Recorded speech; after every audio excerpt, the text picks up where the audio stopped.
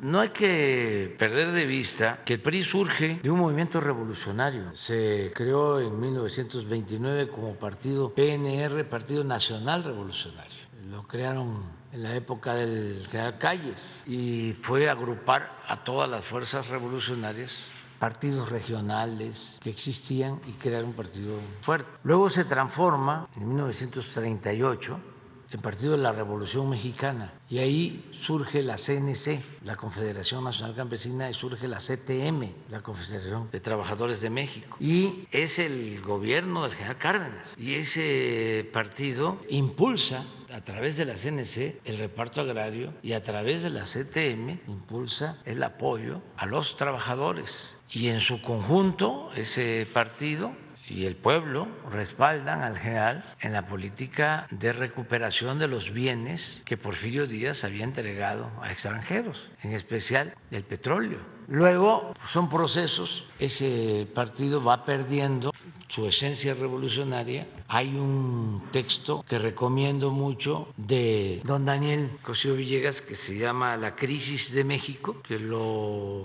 publicó como en 1944, si no me equivoco. Es un ensayo en donde ya empieza a mostrar los signos de descomposición en el PRI, don Daniel, y él empieza a hablar de la necesidad de una transformación. Él decía, si no se hace al interior, vendrá de fuera y va a ser lastimoso. Al paso del tiempo, esa transformación llegó de fuera, una transformación en favor de las minorías. Bueno, era tan importante el PRI, que en ese entonces se llamaba Partido de la Revolución Mexicana, que al año siguiente, en 1939, para enfrentarse a la política popular y patriótica del general Cárdenas, surgió el PAN en 1939, opositor al PRI. El PAN, defensor de las empresas extranjeras petroleras que habían sido despojadas de los bienes que le pertenecían a la nación y que ilegalmente Porfirio Díaz les había entregado. Entonces, por eso surge el PAN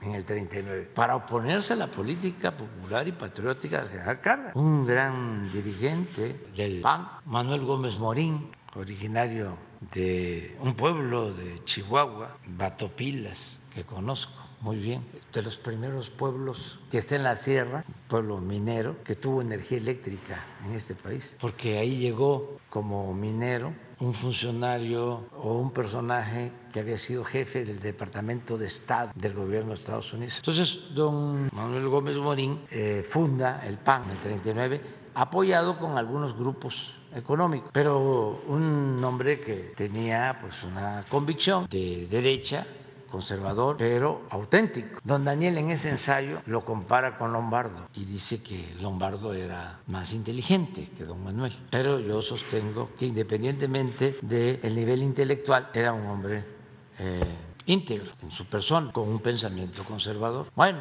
pasa el tiempo y el Partido de la Revolución Mexicana se convierte en PRI durante el gobierno del presidente Miguel Alemán, en el 46, y ahí empieza ya un cambio completo. Ahí es el Partido Revolucionario Institucional. Sin embargo, no se abandona la política de apoyo al campo, a los obreros, al pueblo, y se corrigen cosas, porque después de Miguel Alemán viene un buen presidente, don Adolfo Ruiz Cortines, que era una gente honesta, y luego viene un presidente que solo tiene una mancha notable, o dos, pero una, que fue el asesinato de Jaramillo y el encarcelamiento de algunos dirigentes, de maestros, el movimiento opositor político. Pero tiene cosas muy buenas. Adolfo López Mateos decía que había que ser de izquierda dentro de la Constitución. Y ahora que está hablándose de la cumbre, fue él, como presidente, el que dio la instrucción de que México votara en contra de la expulsión de Cuba de la OEA. Fue el único país, México, que se opuso, y era pues Mateos. Y ya bueno,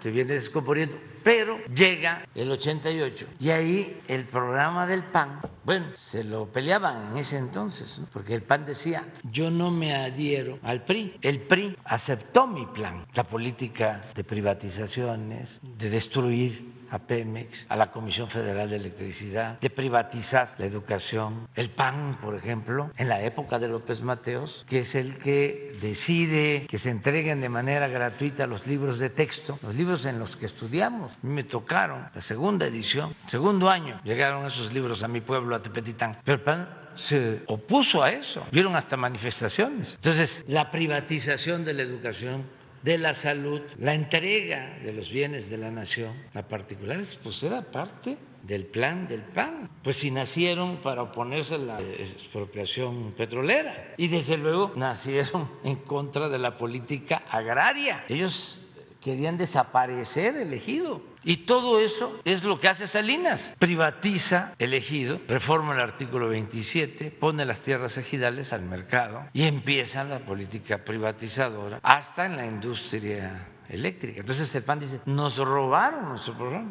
Entonces los del PRI dicen, no, es la modernidad, es la política neoliberal que se está aplicando en todo el país. Hubo ahí coincidencias, vamos a decir. Entonces, a partir de esa línea, pues ya es otra etapa en el PRI y ya abandonan completamente todo lo que fueron durante mucho tiempo. Por eso se empieza a hablar del PRIAN. Decían que no era cierto, porque engañaban a la gente. La gente tenía en los pueblos esas dos opciones. Pues yo soy del PAN, pues yo soy del PRI. Pero al final resultó lo mismo. Y cuando nosotros hablábamos de que era el PRIAN, decían, no es cierto. Yo hasta decía, la única diferencia que hay entre el PRI y el PAN es como la diferencia que hay entre la Coca-Cola y la Pepsi-Cola. Estamos hablando aquí en términos académicos, nada de política.